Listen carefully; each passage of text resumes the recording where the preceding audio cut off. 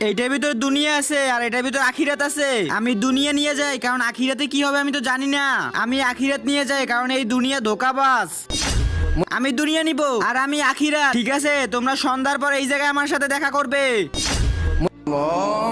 আরে আজান দিয়ে ফেলাইছে, আমি তাড়াতাড়ি নামাজটা পড়ে লই। আরে ওরা তো নামাজ পড়তে যাইতেছে, আমি একটু আরাম করে নেই।